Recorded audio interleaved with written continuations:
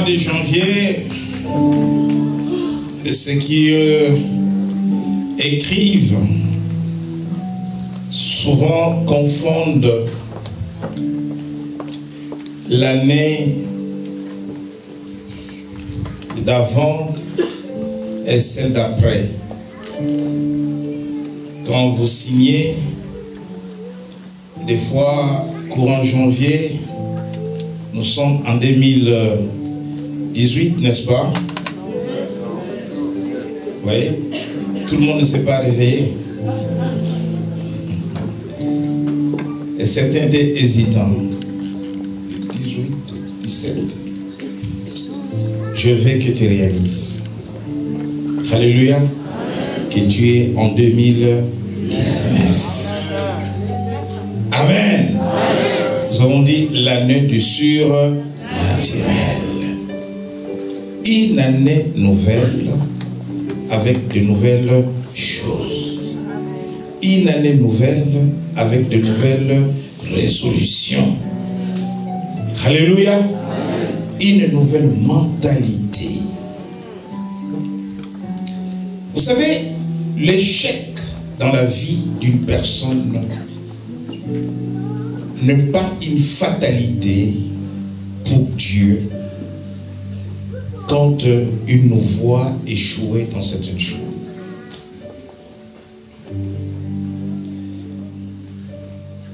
On n'échoue pas parce qu'on est bête. On n'échoue pas parce qu'on n'est pas intelligent. On échoue parce qu'on n'a pas fait les choses comme il fallait les faire. Amen. Et celui qui est en face de l'échec ne se laisse pas effondrer ou s'écrouler.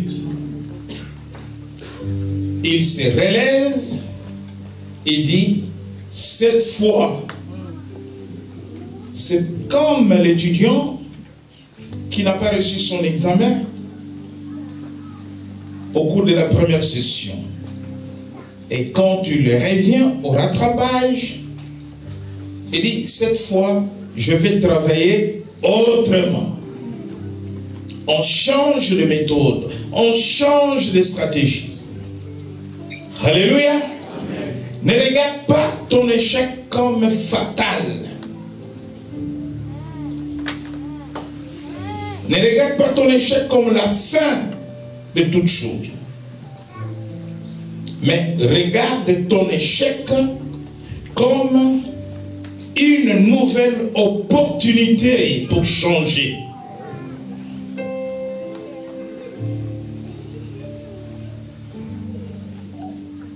Ce n'est pas logique, ce que je suis en train de dire. Dans les raisonnements humains, tu ne peux pas regarder l'échec comme une opportunité. Dans les raisonnements humains, tu vois l'échec comme une fatalité. Mais dans le raisonnement du royaume de Dieu, parce que lorsque notre mentalité est renouvelée, nous regardons les choses en tant que fils du royaume, dans la pensée de Dieu.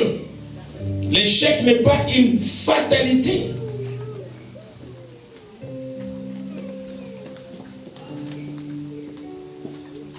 Lorsque le premier Adam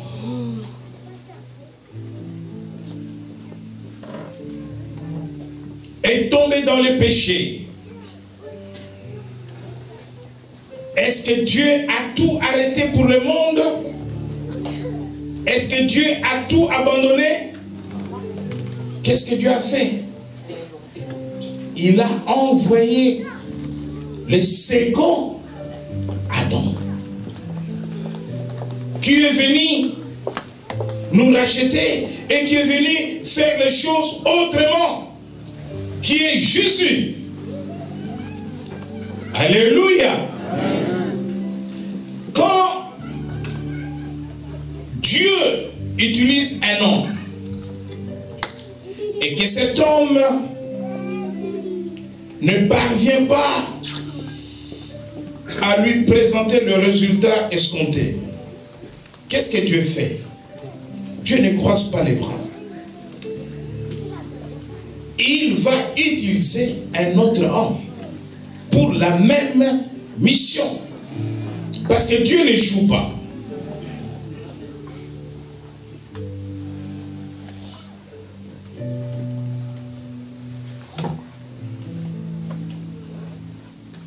Quelqu'un m'a dit, j'ai des problèmes dans mon mariage, Dieu a échoué. Je dis non, arrête. C'est toi qui as échoué. Dieu n'échoue pas. Il ne faut pas mettre Dieu dans les échecs. Alléluia. Dieu n'échoue pas. Bien-aimé, je veux que tu réalises que ce qui n'a pas marché en 2018 marchera en 2019. Souvenez-vous de la pêche de Pierre. Pierre a pêché toute la nuit.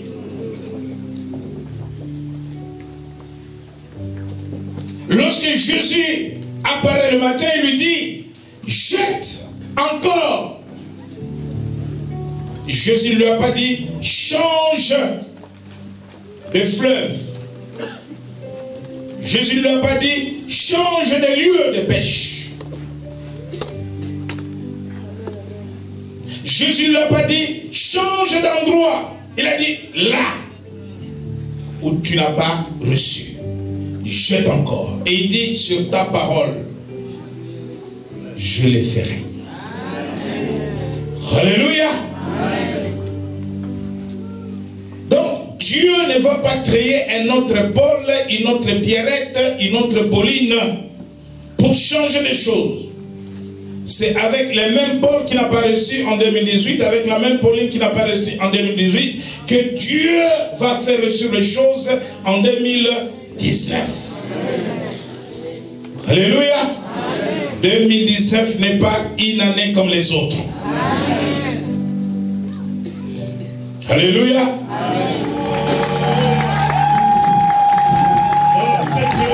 Notre Père Céleste, nous voici dans l'année du surnaturel. Tu as dit que les signes accompagneront ceux qui croiront. Et nous avons cru que les signes nous accompagnent. Et les signes sont dans le surnaturel.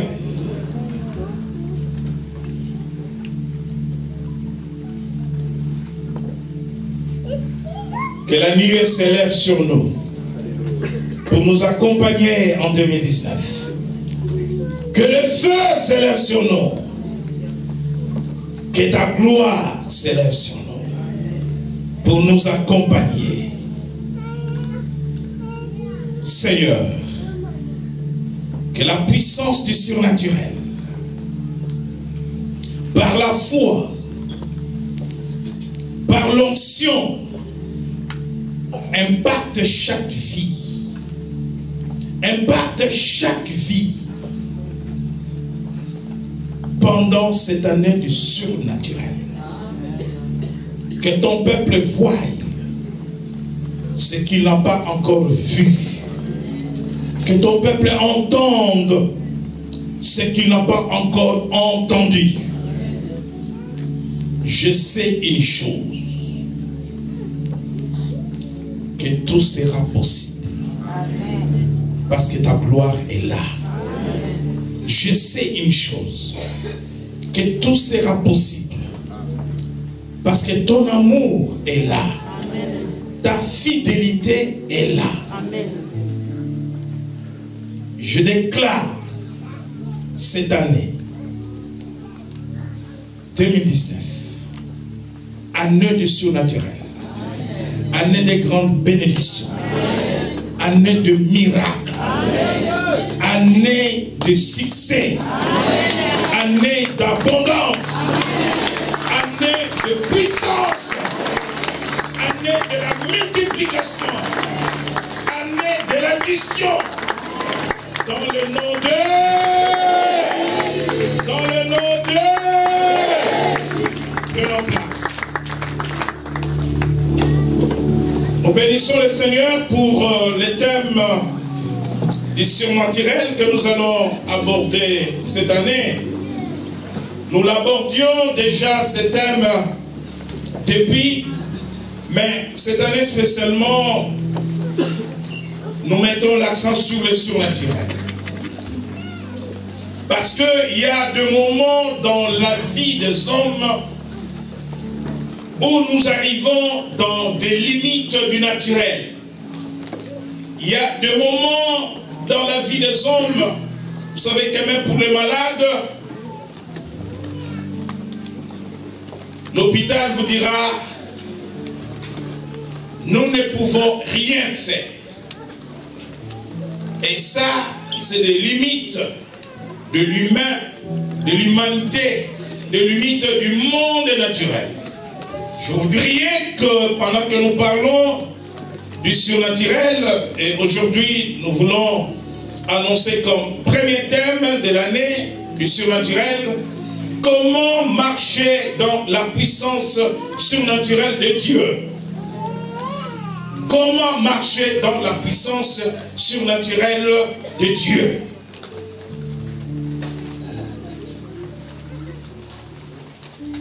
Nous voulons attirer l'attention du peuple de Dieu. Lorsque nous parlons du surnaturel, nous devons retenir les choses. C'est qu'il y a deux sources dans le surnaturel. La première source, c'est celle de Dieu. Et la deuxième source, c'est celle de Satan. Dieu opère dans le surnaturel, mais attention, parce que Satan aussi opère dans le surnaturel. Aujourd'hui, beaucoup de serviteurs de Dieu sont devenus des faux. Ayant commencé avec Dieu, mais pour les besoins du succès, pour les besoins de la foule, pour les besoins du ventre, ils opèrent dans le surnaturel via Satan. Et là, nous voulons attirer l'attention des enfants de Dieu. Nous voyons ces deux sources du surnaturel en Afrique et précisément en Égypte. Lorsque Dieu envoie Moïse et Aaron devant Pharaon, la bataille entre Moïse et Aaron, les Hébreux, et Pharaon devient une confrontation de puissance et du surnaturel. Dieu dit à Moïse, jette le bâton. Et Moïse jette le bâton. Le bâton devient un serpent. C'est une opération du surnaturel, mais venant de Dieu. Lorsque Pharaon voit cela, Pharaon fait venir le magicien d'Égypte, le sorcier d'Égypte. Il fait venir ces charlatans. Et les charlatans d'Égypte, devant Moïse et Aaron, ils vont aussi jeter leur bâton. Et leur bâton aussi devient serpent. Ils opèrent aussi dans le surnaturel. Dieu opère dans le surnaturel, dans la guérison divine. Mais laissez-moi vous dire que Satan aussi opère dans le surnaturel, dans la guérison. Dieu opère dans le surnaturel, dans l'élévation de quelqu'un. Il fait de toi un homme puissant, un homme fort, un homme riche. Il fait de toi une autorité. Satan aussi opère dans le surnaturel. Il élève aussi dans le surnaturel, dans la puissance. Voilà pourquoi je commence cet enseignement d'abord pour vous dire qu'il y a surnaturel et surnaturel. Mais ici, nous parlons du surnaturel de Dieu. Lorsque nous parlons du miracle, c'est le miracle opéré par Dieu. Lorsque nous parlons de l'élévation, c'est Dieu qui te lève de la poussière là où il t'amène. Nous entendons des témoignages de jeunes gens que Dieu a pris en charge en ces lieux. Et Dieu les a élevés. Nous entendons des témoignages. Ces jeunes gens sont venus dans la maison de Dieu, le met vide. Aujourd'hui, ils sont cadres, ils sont riches, ils ont l'argent, ils ont tout ce qu'il faut. Ils n'ont jamais consulté un charlatan. Mais nous voyons aujourd'hui les phénomènes des 4x4 dans les grandes villes, en Afrique, partout. Des jeunes filles comme garçons de 25 ans, de 30 ans, 4x4, carrosses. Parce qu'ils vont chercher aussi dans le surnaturel, mais dans des loges. Nous voyons aussi des nominations, des élévations, des DG, des ministres venant de Dieu. Et par contre, nous voyons aussi des élévations, des DG, des ministres venant aussi de Satan. Donc j'attire votre attention sur le fait que vous voulez vivre le surnaturel, vous voulez marcher dans le surnaturel. Nous parlons ici du surnaturel de Dieu. Je ne suis pas allé au Nigeria, au Bénin, pour venir vous parler du surnaturel. Je vous ai toujours parlé du surnaturel. Alléluia. Et c'est Dieu qui a toujours opéré dans le surnaturel. C'est le même qui va opérer dans le surnaturel en 2019. Ayez le discernement. Ne suivez pas les faux prophètes parce qu'ils font des miracles. Parce que la Bible dit, quand les faux prophètes viendront, ils attireront des foules et des foules et des foules et des foules.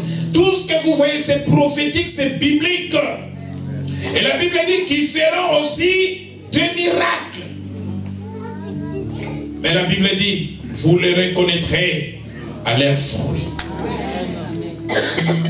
On ne peut pas faire des miracles si on ne sait pas prêcher la parole de Dieu. Parce que Jésus, avant de faire le miracle, il enseignait la parole. Il enseignait l'évangile du royaume de Dieu. Et vous allez voir que beaucoup de faiseurs de miracles, dans la parole, ils sont nuls. Faites bien attention à ça. Ce sont des signes. Beaucoup de faiseurs de miracles ne sont pas capables de lire un texte, de l'interpréter, de le présenter devant le peuple. Ils commencent par des fausses louanges et après ils commencent à opérer. Non. D'abord la parole. Jésus dit, allez annoncer l'évangile du royaume. Guérissez les malades. Chassez les démons. Il y a l'évangile. Et l'opération surnaturelle vient après qu'on a annoncé l'évangile. Alléluia. On ne commence pas par le surnaturel n'importe comment. Et donc, la parole a une place importante. Parce que dans le surnaturel, vous allez retenir 3 choses essentielles. Aujourd'hui, je suis en train de jeter les bases de l'enseignement qui va nous accompagner toute l'année. 3 choses importantes dans le surnaturel. D'abord, j'ai dit 2 sources. Le surnaturel venant de Dieu, c'est de cela que nous parlerons. Et le surnaturel venant de Satan. Les temps sont durs. L'Église traverse la période la plus difficile de son histoire. Aujourd'hui, il n'est pas facile de savoir qui est le vrai serviteur et qui est le faux. Mais la Bible nous dit, nous devons avoir le discernement. Voilà pourquoi il faut renseigner. Voilà pourquoi il faut venir aux enseignements. Ça va vous permettre, si vous n'avez pas reçu le don du discernement par le Saint-Esprit, mais par l'enseignement, vous sauriez discerner discerner les choses, les temps et ce qui se passe. Donc vous devez comprendre qu'il y a ces deux sources, ce qui vient de Dieu et ce qui vient de Satan. Et laissez-moi vous dire que ce qui vient de Satan s'opère même à l'intérieur de l'Église. Lorsque la Bible attire notre attention sur le faux prophète, ces faux prophètes ne feront pas les choses à la cité. C'est dans les églises. On est bien d'accord? C'est dans l'église. S'ils passaient à la cité, on ne les appellerait pas des faux prophètes. Vous ne verrez personne prendre la Bible, se tenir quelque part dans la cité. Venez, je vais prier pour les malades, je vais faire ceci. Venez, je suis l'envoyé de Dieu. Il va commencer par faire une église. Même s'il était magicien hier, il commence par l'église. Et donc, toutes ces infiltrations, c'est dans l'église. Et alors, quand vous avez compris qu'il y a deux sources à avoir les discernements, ne pas donner sa vie n'importe où. Ne pas prendre son téléphone, appeler n'importe qui. Amen. Amen.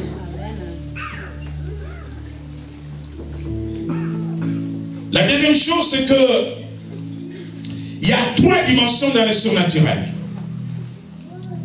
Je ne rentre pas dans les détails. Je donne les principes du surnaturel en filigrane. Trois dimensions. La première dimension qui nous conduit dans le surnaturel. Comment marcher dans le surnaturel? La première dimension, c'est la foi. La foi. Voilà pourquoi je dis qu'il faut commencer par enseigner la parole de Dieu. Parce que la Bible dit que la foi vient de ce qu'on entend et ce qu'on entend vient de la parole de Dieu. Toi, tu es faiseur de miracles. Tu n'as pas enseigné la parole de Dieu. Tu viens, tu commences. Tu fais des démonstrations de puissance. Dans le faux. Les gens acclament, les gens donnent ce qu'ils donnent, les gens te suivent. D'où venait leur foi? D'où venait leur foi? Parce qu'ils n'ont pas entendu la parole de Dieu. La foi vient de ce qu'on entend. Et ce qu'on entend vient de la parole de Dieu. Parce que même Pierre et Jean, pour faire marcher le paralytique, ils lui ont annoncé la parole de Dieu. Il ne suffit pas de faire une prédication pour annoncer la parole de Dieu à quelqu'un. De 30 minutes, de 20 minutes, d'1 heure. Pierre lui a dit, je n'ai ni or ni argent pour te donner. Mais ce que j'ai, je te le donne au nom de Jésus. Lève-toi et marche. Ils lui ont annoncé d'abord Jésus. Pierre n'a pas dit lève-toi, marche. Il lui a déjà annoncé Jésus. Très important. La foi, c'est la première dimension du surnaturel. Qu'est-ce que c'est la foi? Vous lisez dans Hébreux 11. Une ferme assurance des choses qu'on espère. Des choses qu'on espère. Une démonstration de celles qu'on ne voit pas. Écoutez bien. Lisons Hébreux 11. Hébreux 11. Je lis la parole au nom du Seigneur. Or, la foi est une ferme assurance des choses qu'on espère, une démonstration de celles qu'on ne voit pas. Une ferme assurance des choses qu'on espère. Un enfant de Dieu marche selon la parole de Dieu. Un enfant de Dieu marche selon les promesses de Dieu. Tout ce que tu demandes à Dieu, tout ce que tu attends de lui, ce sont des choses que Dieu t'a promis dans sa parole.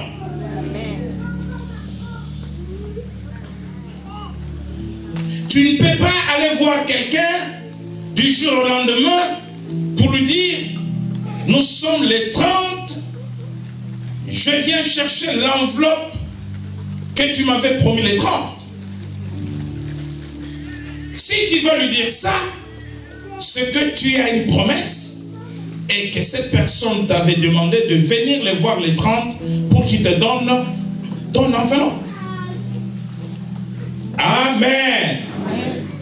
Donc ce que nous demandons à Dieu, c'est ce que Dieu nous a promis. Pourquoi la foi est-elle une ferme assurance? Ferme parce que je ne doute de rien. Ferme parce que je crois que c'est possible. Ferme parce que cela viendra de Dieu et Dieu n'est pas un homme pour mentir. Ferme parce que Dieu est fidèle. Ferme parce que Dieu est bon. Ferme parce que les bontés de Dieu ne sont pas épuisées. Ferme parce que je suis en alliance avec Dieu. Et ce que je vais demander, et ce que j'attends de lui, ce que je vais obtenir est pour moi considéré comme un droit acquis. Ferme assurance des choses qu'on espère. Vous espérez à quelque chose, vous avez la certitude que vous allez posséder la chose. Vous ne doutez de rien. Une démonstration. Quand Dieu commence une œuvre, il l'achève. Dans Philippiens chapitre 1er verset 6, Philippiens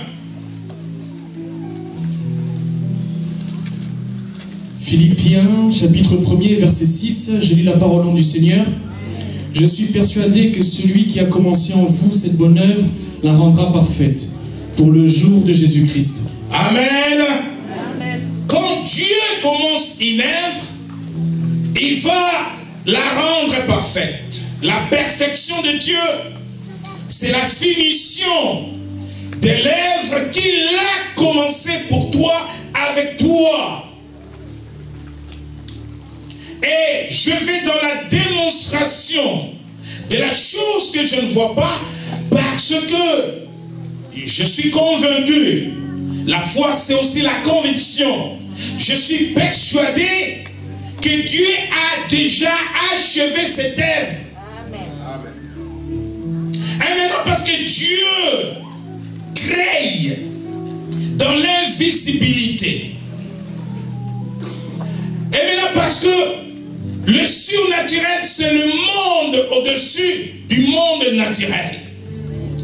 La Bible dit dans 2 Corinthiens chapitre 5 verset 7 que nous ne marchons pas selon la vue, ce que nous voyons, mais nous marchons par la foi. Écoutez-moi bien. La foi n'est pas du domaine physique. La foi n'a rien à voir avec ce que nous voyons. Si tu me donnes un bébé entre mes mains, je n'ai pas besoin de la foi, parce que le bébé, je le vois.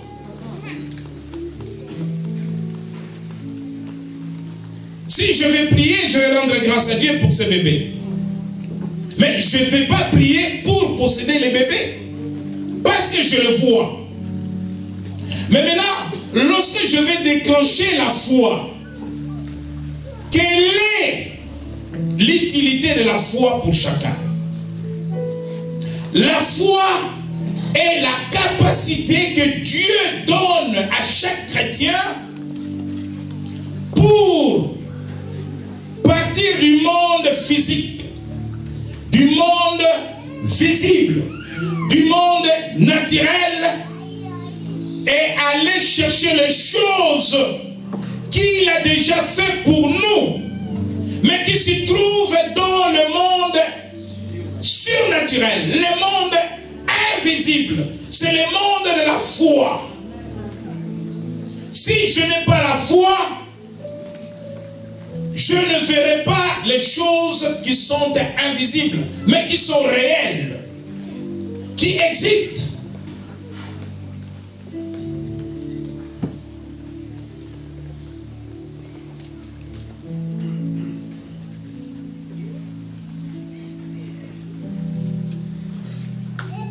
Il n'y a pas longtemps, une bien-aimée est venue me voir en pleurs.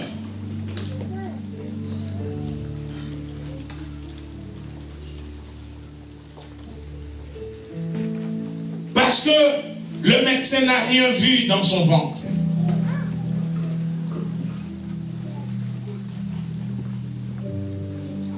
Le moment venu, vous entendrez ce témoignage. Pour le médecin, le ventre vide. Mais moi, je voyais quelque chose. Et je dis,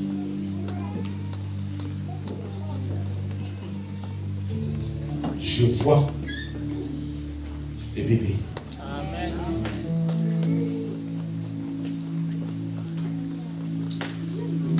Le médecin opère dans le monde naturel. Il n'a pas menti.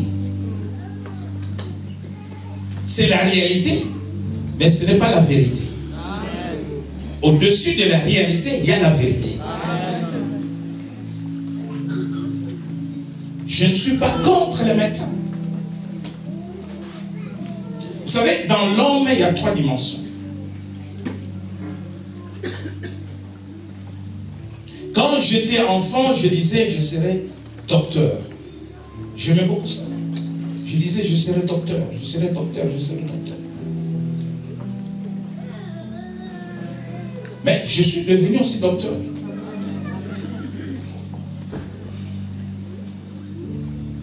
Et quand je disais que je serais docteur, je ne savais pas qu'il y avait 3 catégories de docteurs. Dans l'homme, il y a 3 dimensions. L'esprit. Job l'a dit, comme notre frère Bis le dit toujours. Dans l'homme, deuxième dimension, l'âme. Troisième dimension, le corps. L'hôpital, le médecin, qui sont nos collègues en réalité, parce que nous sommes des thérapeutes, opèrent au niveau de quelle partie de l'homme? Au niveau de quelle partie de l'homme? Mais il ne peut pas opérer au niveau de l'âme ou au niveau de l'esprit. Lorsque je fais ma formation en compétences psychiatriques, à l'université, j'ai étudié l'histoire de la folie.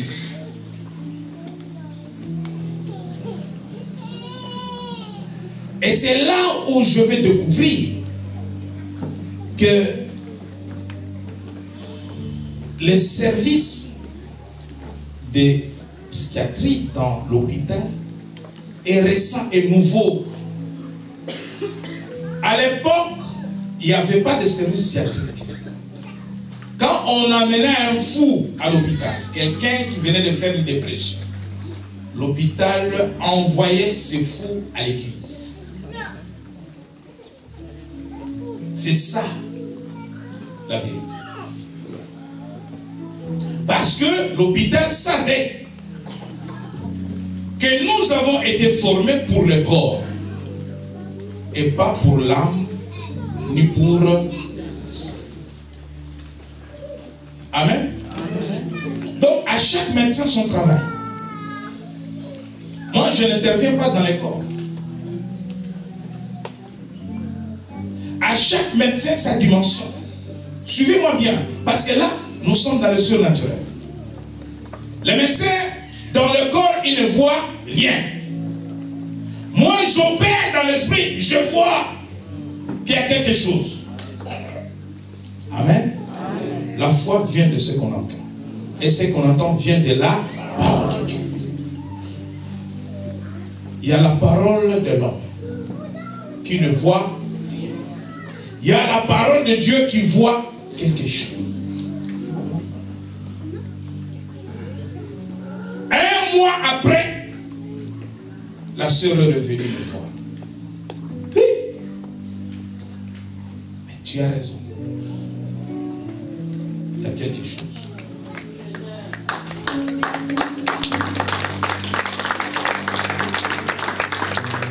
Donc, dans le surnaturel, je suis en avance par rapport aux médecins du naturel.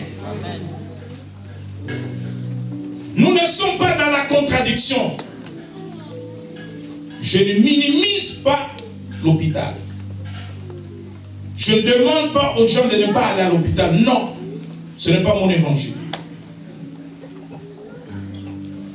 Quand dans le surnaturel, je sais que tu es guéri, mon problème est que tu ailles pour qu'ils attestent, pour que tu arrêtes de souffrir. Je ne t'envoie pas là-bas parce que je n'ai pas la foi. Je t'envoie là-bas pour qu'ils attestent.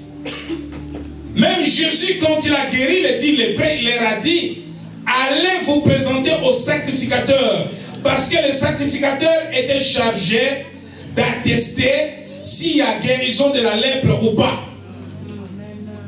Il devait examiner le corps du lépreux.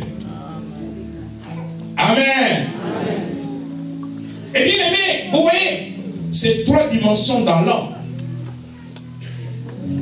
Comme l'Église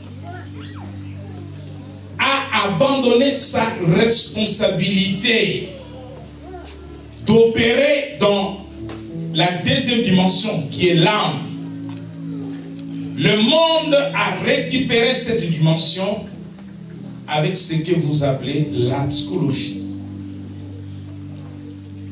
Donc, les psychologues ont apparu dans la société pour s'occuper de la dimension âme. Vous voyez la différence entre la cure d'âme que nous faisons dans le bureau du pasteur et l'entretien que vous avez avec les psychologues? Vous voyez la différence? Vous voyez la différence? Quand vous avez la cure d'âme avec le pasteur, il vous pose des questions sur votre histoire, votre passé, votre parcours, vos parents, pour essayer de voir si les problèmes ne relèvent pas des liens de famille et tout. Est-ce que les psychologues ne vous posent pas les mêmes questions?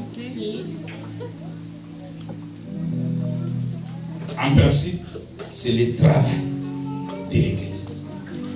Mais quand bien même qu'ils sont rentrés dans ce travail, ils sont aussi limités. La preuve, les psychologues ne prescrivent pas de médicaments. Ils vous entendent, ils parlent. Donc, nous opérons, mais au-delà de l'esprit, au-delà de l'âme, nous touchons même au corps. Parce que la femme qui avait le dos courbé présente 2 problèmes. Le dos est courbé, le dos c'est le corps. Amen.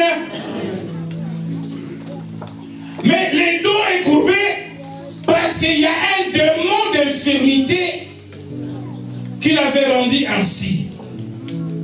Et le démon est spirituel.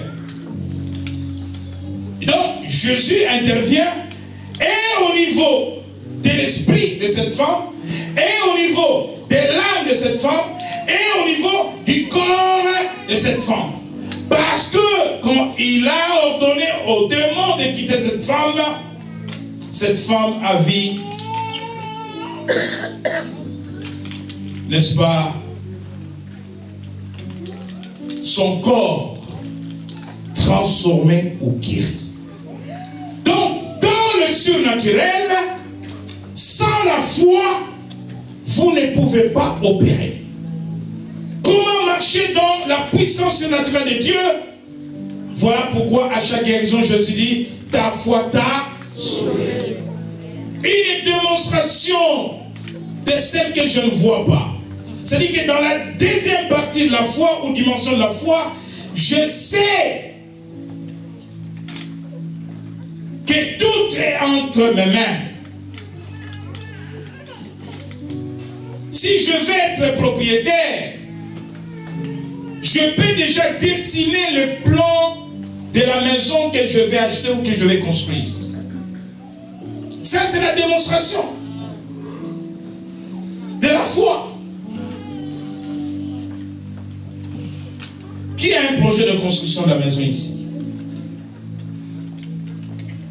Est-ce que tu as le plan? Oui. Voilà. Tu es dans la démonstration. Tu as le plan? Oui. Le plan de la maison? Oui. Tu as le plan? Oui.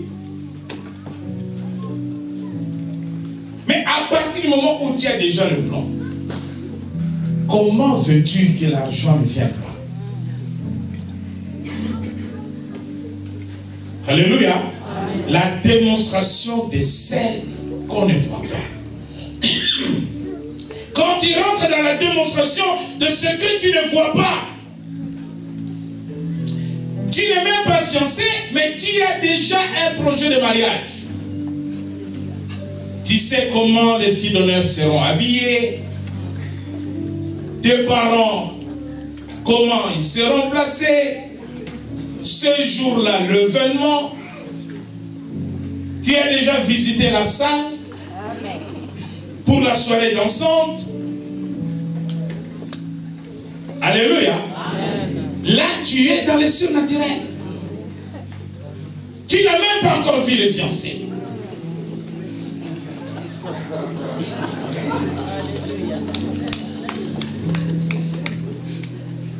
Tu vas à Barbès, là on vend des robes de mariée.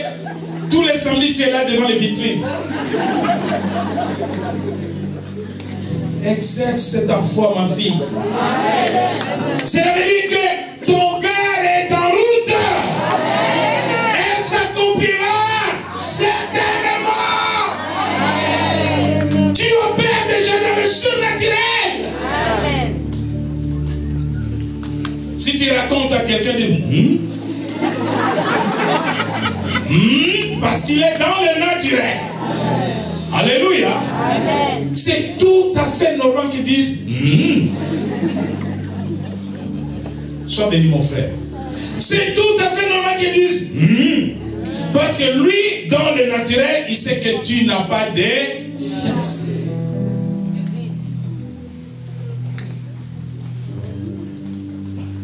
J'ai dit aux jeunes filles, est-ce que les filles sont là? Je parle beaucoup avec mes filles. Les filles du jubilé ne sont pas des filles emballées comme ça facilement. Je leur donne des stratégies. Comment détecter un faux fiancé? Elles savent. Hein? Si tu viens avec des faux discours, elle va t'observer 1 mois, 2 mois, 3 mois à la porte. Amen. Amen. Comment peux-tu être fiancé? Tu ne sais pas quelle année tu vas te marier. Déjà. Non. Là, il y a un problème. Il y a un problème, n'est-ce pas? Il y a un problème, n'est-ce pas? Tu es dans des doutes. Tu es dans des hésitations. Attends, tu n'es pas prêt. Attends. On tu n'as pas la foi. Le pasteur Christian m'a dit, Bishop, on change la date du mariage. Il est là. Amen. Amen. Je lui dis, tu vas te marier à cette date-là.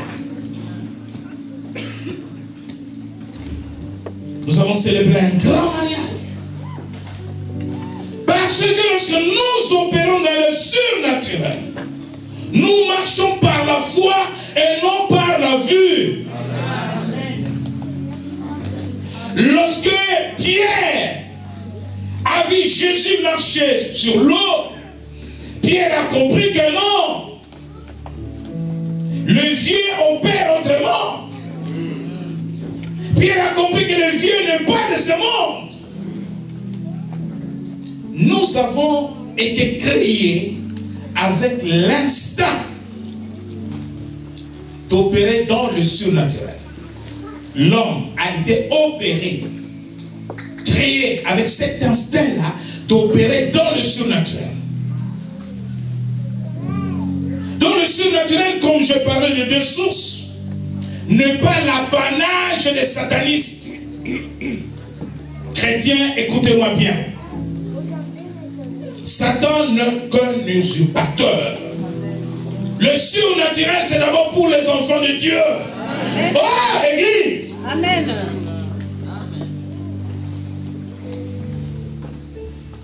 Les diacres Philippe, l'évangile de Philippe, sort de l'eau avec l'eunuque éthiopien. Dans les livres des Actes des Apôtres. N'est-ce pas? Physiquement, ils sont ensemble. Et c'est l'Éthiopien, d'ailleurs, qui voit de l'eau sur les chemins qui mènent de Jérusalem à Gaza. Ces chemins encore là. Les lieux étaient désertiques, mais il voit de l'eau, il dit, mais voici l'eau. Qu'est-ce qui empêche qu'il se soit baptisé? Philippe dit, viens, descendons dans l'eau. Il le baptise, mais lorsqu'il sort de l'eau, il n'a plus vu Philippe. Où est passé Philippe? La Bible dit que le Seigneur fit enlever Philippe. Est-ce que Philippe est parti au ciel? Non.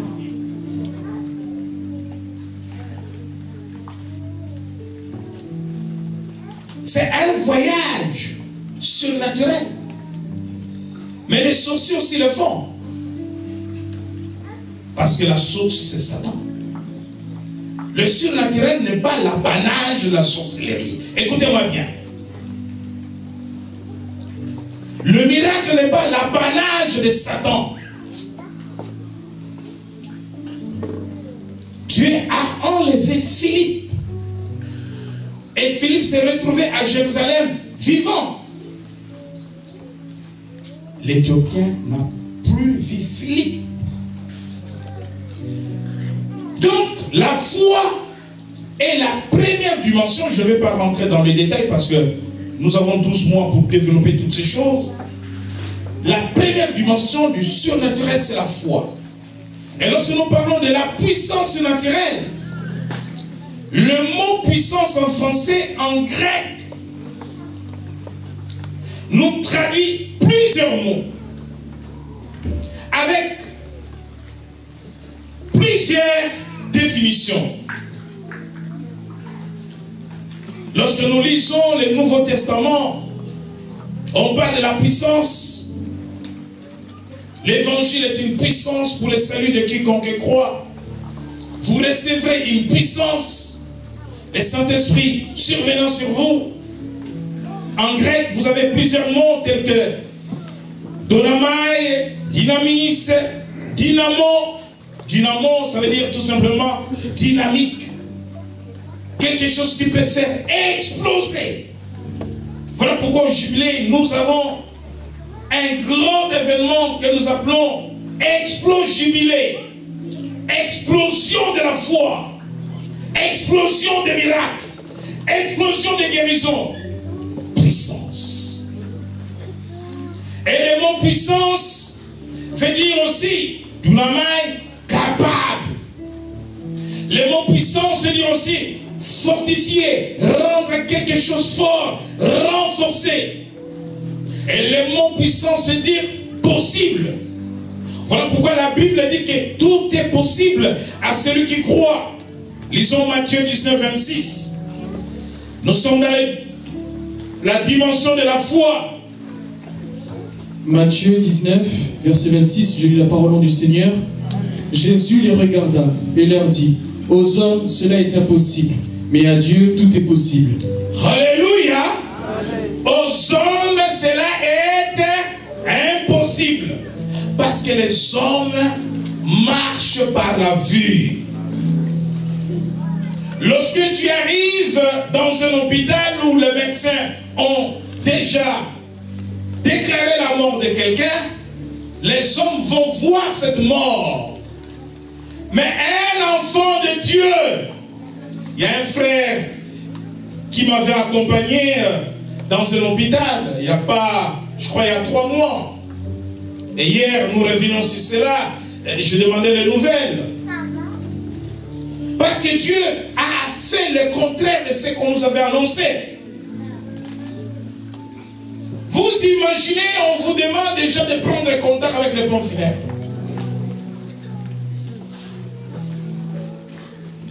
C'est là où Dieu cherche les hommes et les femmes de foi. Amen. C'est là où Dieu cherche les hommes et les femmes de foi. Prenez déjà contact avec les pompes funèbres. Plus rien à faire. Mais les enfants de Dieu ont prié. Les enfants de Dieu ont gêné. Et Dieu a guéri cette personne. Vous imaginez comment Dieu opère dans le surnaturel. On vous dit prenez contact avec les pompes funèbres, mais vous allez prendre contact avec le ciel. Ah, est-ce que je suis quelque part? Est-ce que je suis au jubilé? Est-ce que je suis au jubilé? Est-ce que le jubilé est là? Est-ce que le jubilé est montant?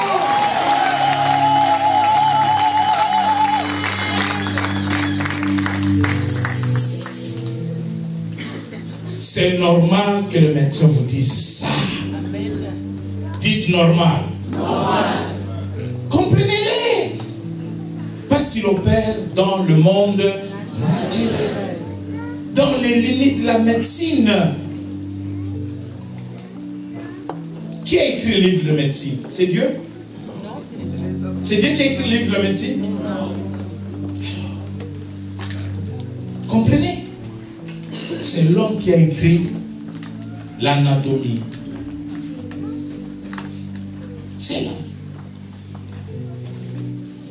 C'est l'homme qui a écrit quand tel organe est abîmé, dans 3 jours, il n'y a rien à faire, c'est la mort. C'est Dieu qui a écrit cela. Maintenant, Jésus vient vous dire que ce qui est impossible à l'homme est possible. La traduction du mot possible est là dans le Nouveau Testament, dans ce verset-là. Dans la traduction du Nouveau Testament, en grec, le mot possible là est traduit puissance.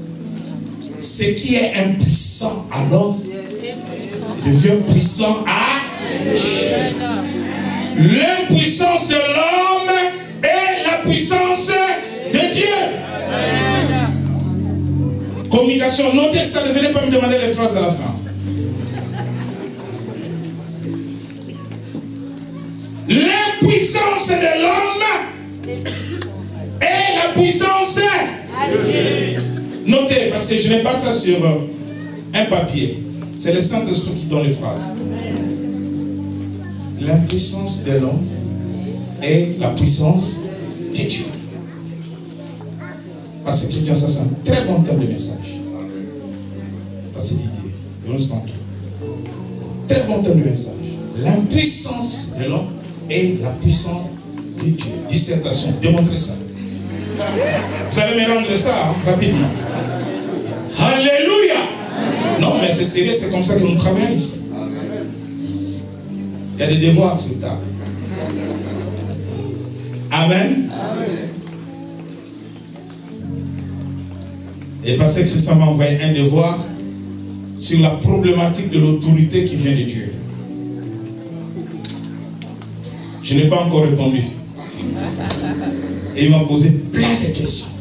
Explique-moi Romains 13. Comment toi tu vois ça? Voilà comment nous développons les choses. Travaillons. Amen. Et donc, il dit, ce qui est impossible à l'homme est possible à Dieu. Mais parce que je parle de la foi, bien aimé, parce que sans la foi, tu ne peux pas opérer dans le surnaturel. Sans la foi, lorsqu'on te dit va voir les pompes funèbres, tu commences à appeler. Il y a quelques jours, tu étais à un deuil. Dites-moi, comment vous avez fait pour enterrer... Ne m'enterre pas avant comme ça. Non, mais je vais vivre quand même. Alléluia. Parce que si je pars, je risque de revenir la nuit, t'es beau. Je dis, c'est toi qui m'avais enterré avant. Pourquoi tu n'avais pas prié? Au lieu d'aller contacter les pompes funèbres, toi tu vas contacter les derniers décideurs. Parce que la vie de l'homme est entre ses mains. Le souffle de l'homme est entre ses mains. Celui qui a ressuscité Lazare, celui qui a ressuscité les morts, tu vas consulter le ciel. Le monde a dit, mais toi, qu'est-ce que tu dis? Le monde a parlé, mais toi, au ciel, parle. Parle, parle. Et le ciel parlera. Amen. Mais la foi, c'est la foi de Dieu. Nous avons tous la foi de Dieu. Nous avons tous la foi de Dieu. Elle peut être petite, comme elle peut être grande. Maintenant, le miracle s'opère en fonction de la taille de la foi que toi tu as. Je te dis tout de suite, quand tu viens me voir, je crois à tout en Dieu. Je ne suis pas dans les hésitations. Je ne suis pas dans le doute. Je crois entièrement en Dieu. La foi, dans Romains 12, verset 3, est aussi un don que chacun de nous a reçu de Dieu. Maintenant, il faut la développer, il faut la travailler au travers de la parole de Dieu que tu entends, que tu médites. La foi vient, c'est-à-dire la foi qui vient, c'est la foi qui vient de Dieu. Elle s'augmente, elle devient grande pour déplacer les montagnes. Ton miracle est à la proportion de ta foi. Les grandes choses s'opèrent à la proportion de la foi de quelqu'un. Tu peux avoir une foi pour avoir une paire de chaussures. C'est ta foi. Amen. J'ai créé un groupe appelé Centenier. Si tu es intéressé, tu viens vite voir l'évangile d'Antoine. Centenier.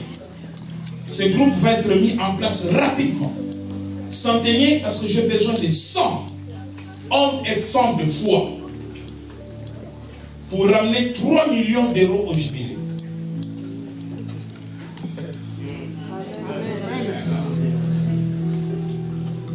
Pour réaliser un projet gigantesque.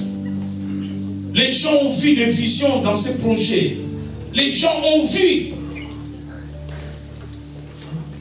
depuis des années et les gens continuent à voir. Mais il faut des acteurs, des hommes et des femmes de foi pour passer à la vitesse supérieure. Et parce que c'est l'année du surnaturel, nous y sommes. Amen. Alléluia. Amen. Je ne fais pas un mélange avec des doutes. Sinon, je l'aurais dit fait publiquement. Dieu m'a dit, choisis des hommes et des femmes de foi. En avant. Et 2020, ça sera autre chose. Autre chose. Avec des hommes de foi, des femmes de foi. 2020, 2021, c'est autre chose. Et Dieu a donné des directives comment cela doit s'opérer. Mais il faut être sélectif. Pas de douteux. Pas de gens qui viennent aujourd'hui, demain ils reculent. Ils s'engagent aujourd'hui. Vous savez, la foule hein, qui vont s'engager, les gens vont s'élever. Ah, moi. Certains pensent que l'église c'est le spectacle. Non. Bien aimé. La Bible dit, maudit soit l'homme qui fait un vœu à Dieu qui ne l'accomplit pas. Et pour ne pas jeter beaucoup de gens dans la malédiction, donc je préfère vraiment être sélectif. Parce que les choses sérieuses de Dieu, il faut le faire avec des hommes de foi, des femmes de foi. Ce n'est plus le temps où les 12 espions sont divisés. Vous voyez, le monde est toujours divisé. Tout est toujours dans les divisions. La société est dans les divisions. Mais l'église doit mettre les divisions dehors. Amen. Parce que celui qui divise, c'est le diable. Vous savez, même les institutions internationales sont divisées sur des avis, sur des considérations, sur des conclusions, sur des choix. Vous allez au Conseil de sécurité des Nations Unies, la Chine et la Russie à gauche, les États-Unis, la France, la Grande-Bretagne à droite. Vous allez à l'Union européenne, la Grande-Bretagne sort, les autres restent, surtout l'Union européenne est divisée. Je ne vous raconte pas d'histoire, je fais un stage à Bruxelles à l'Union européenne, en diplomatie. Divisée, ce qui fait la faiblesse même de l'euro, à cause de divisions. Les familles divisées. Vous créez un mouvement. Vous savez, les gens... Quelqu'un a lancé quelque chose. Au bout de 24 heures, il y avait 20 000 adhérents. Il y a 6 mois. 24 heures, 20 000 adhérents. Sur Internet, hein? J'adhère. J'adhère. 24 heures, 20 000. Au bout de 6 mois, division. La différence entre l'Église et les institutions du monde, c'est que l'Église est dirigée par Dieu lui-même. Les institutions du monde sont dirigées par les hommes et Satan. Voilà pourquoi il y a des divisions. Dans les familles, il y a des divisions à cause des sorciers.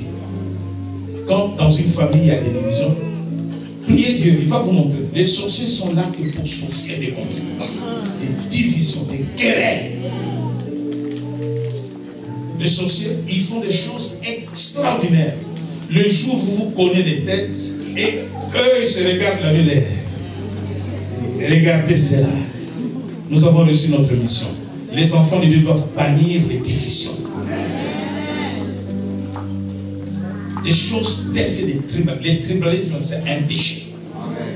Les tribalistes n'hériteront pas le royaume de Dieu. Qu'ils soient pasteurs, qu'ils soient évêques, ils n'iront pas au ciel, je vous dis. Parce que l'amour de Dieu ne divise pas un peuple. L'amour de Dieu ne divise pas un pays. L'amour de Dieu ne divise pas. Les tribalismes, je dis fort, c'est un péché. Les tribalistes sont des charrettes. La porte de l'enfer est ouverte. C'est vrai. C'est la vérité. Dieu a créé des hommes. Il n'a pas besoin des ethnies, des races, de ceci, de cela. Au ciel, la Bible dit, il y a maintenant en Jésus-Christ ni grec, ni juif. Amen. Christ est mort pour briser le tribalisme, les racismes. Il est mort pour briser cela. Si vous êtes enfant de Dieu, vous êtes encore dans les liens du racisme, du tribalisme, des divisions. Répentez-vous, sinon la porte de l'enfer vous attend. Que vous soyez évêque, que vous soyez apôtre, que vous soyez prophète, pasteur. Je vois dans les réseaux sociaux des chrétiens tribalistes, des pasteurs tribalistes. Ce n'est pas juste. Ce n'est pas juste. Si je deviens tribaliste, je deviens le pasteur de ma tribu. Comptez les têtes ici. Si je prends ma tribu, peut-être 5 personnes. Vous voyez les jubilés réduits à 5 membres? Est-ce que les pasteurs tribalistes réfléchissent? Est-ce qu'ils sont d'abord pasteurs? Un pasteur, c'est un berger. À la tête du troupeau de Dieu. Dieu t'envoie toutes les nations. Dieu t'envoie toutes les tribus. Toutes les ethnies. Dieu est leur papa. Même si ma tribu d'origine rentre en guerre contre notre tribu,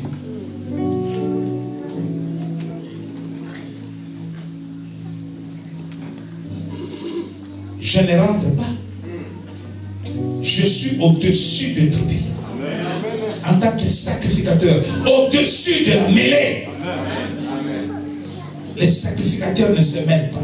Les sacrificateurs sont là pour éteindre le feu. Prêchez l'amour. Aimez-vous les uns les autres.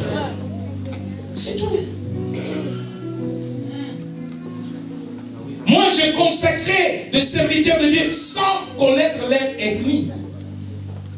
J'ai choisi des personnes. Quand je regarde quelqu'un, je ne cherche pas à savoir d'où vient cette personne. Ce que je vois, c'est les dons que Dieu a mis dans cette personne. Viens, toi, on va travailler. Amen. Sortez de ces choses-là. Sortez des conflits ethniques tribaux. C'est l'enfer. Je vous dis, c'est l'enfer. Si vous qui m'entendez, votre pasteur est tribaliste, quittez cette église-là. Les hommes de Dieu doivent transcender les passions charnelles, les émotions. Venez le mercredi, je donne enseignement sur la bataille contre l'âme. Dans l'âme, il y a des émotions. Moïse a échoué dans l'émotion. Il voit un Égyptien qui se bat avec un Hébreu. L'émotion, si tu ne le maîtrises pas, peut t'amener à donner la mort à quelqu'un. Qu'est-ce que Moïse a fait? Il a tué l'Égyptien. Non seulement qu'il l'a tué, il l'a creusé. Et il l'a enterré. Il a mis du sable et tout. Et il a fui dans le pays des mendiants. Il a commis un meurtre. Mais Dieu ira les chercher toujours. Bien-aimés dans le Seigneur. Les divisions, pas parmi les enfants de Dieu. Si tu es chrétien, quelque part, deux ethnies sont en conflit, ne te mêle pas. Parle de l'amour de Dieu. Ne te mêle pas. C'est un péché. Je vous dis, c'est un péché. Pourquoi? Parce qu'un tribaliste, il cultive la haine. Un tribaliste ne cultive pas l'amour. Est-ce que vous comprenez? Est-ce que vous êtes d'accord avec moi? Amen. Même quand il y a la guerre entre deux pays, je prends un exemple. Nous sommes des Français. Il y a la guerre entre la France et la Belgique. Nous allons, en tant que chrétiens, haïr les Belges.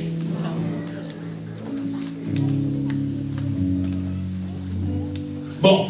Maintenant, si toi, tu es marié à une Belge, tu fais quoi? Que tous les tribalistes commencent par divorcer. Et les pasteurs tribalistes divorcent.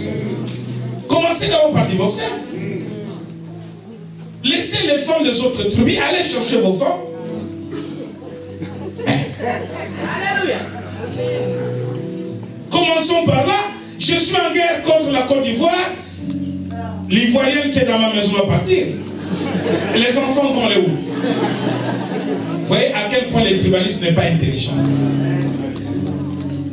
Dans un monde civilisé, un monde évolué, dans des pays comme la France, tu ne sais pas qui est d'origine italienne, polonaise, tout le monde est français. Nous sommes tous des Français.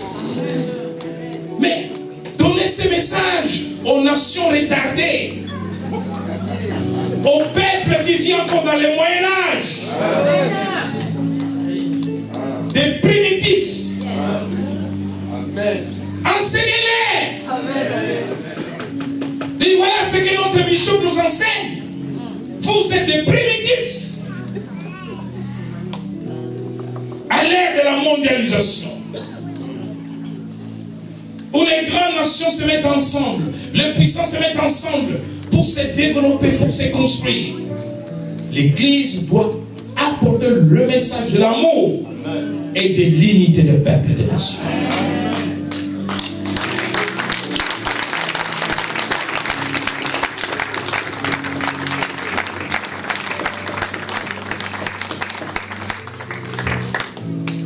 Amen. Amen.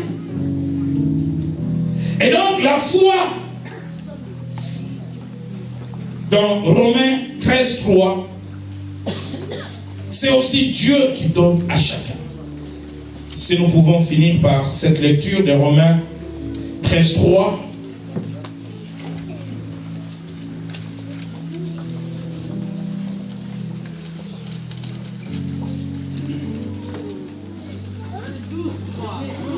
Romains chapitre 12, verset 3, je lis la parole au nom de Jésus. Par la grâce qui m'a été donnée, je dis à chacun de vous de n'avoir pas de lui-même une trop haute opinion, mais de revêtir des sentiments modestes, selon la mesure de foi que Dieu a départie à chacun. Amen. Amen. Dis à quelqu'un, j'ai la foi. J'ai la foi. Mais écoutez, arrêtez par orgueil de traiter les autres les hommes de peu de foi. Oui, peu de foi, mais cette foi se développe. Amen. La Bible dit la mesure que Dieu donne à chacun. Par la grâce qui m'a été donnée, je dis à chacun de vous de n'avoir de lui-même une trop haute opinion, mais de revêtir des sentiments modestes. C'est des chrétiens gonflés. Et cela ne prie pas ceux n'ont pas la foi. Nous sommes des intercesseurs.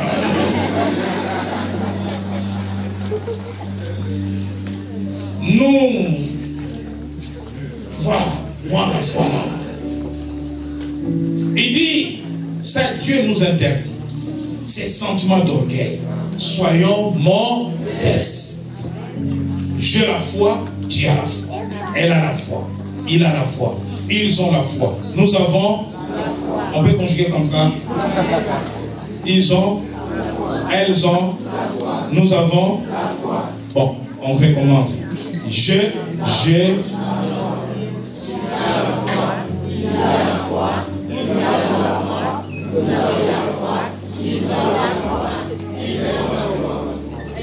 bon, maintenant, qui n'a pas la foi? Non, moi je sors le verbe là, la conjugaison là. C'est la Bible qui le dit. La Bible dit, selon la mesure de foi que Dieu a départie à chacun. Qui n'a pas la foi? Nous avons la foi, tous. Et le fait que nous avons tous la foi, cela veut dire que nous pouvons tous opérer dans le surnaturel. Alléluia. Les deux autres dimensions que je ne vais pas aborder, nous aurons l'occasion de revenir. L'onction. Deuxième dimension, pour opérer dans le surnaturel. Les hommes comme des David, comme des Samson, ils ont opéré dans le surnaturel à cause de l'onction. Nous parlerons aussi de l'onction comme deuxième dimension du surnaturel. Et troisième dimension du surnaturel, la gloire de Dieu. Lorsque la gloire de Dieu s'élève sur toi, lorsque la gloire de Dieu t'accompagne, tu vas marcher dans le surnaturel. Vous savez, la présence de Dieu, c'est la gloire de Dieu. Lorsque les enfants d'Israël marchaient, la nuit, il y avait une colonne de feu pour les récupérer. C'était la gloire de Dieu. Le jour, il y avait une colonne de l'année. C'est comme ça, à cause de cette colonne, que la manne pouvait tomber du ciel. La manne, c'est le repas que Dieu a donné de manière surnaturelle, à cause de la gloire de Dieu. Et c'est pour ça que Dieu pouvait opérer beaucoup de miracles à cause de sa présence au milieu de son peuple. Donc quand Dieu est là, quand Dieu est présent, on vit dans le surnaturel. Donc vous avez 3 dimensions: la foi, l'onction, la gloire de Dieu. Et n'oubliez pas que dans le surnaturel, il y a 2 sources. Surnaturel de la puissance de Dieu, ce qui vient de Dieu, et surnaturel venant de Satan. Nous parlons surnaturel venant de Dieu. Alléluia. Amen. Que le Seigneur vous bénisse. Personne n'est comme lui. Personne n'est comme lui. Personne.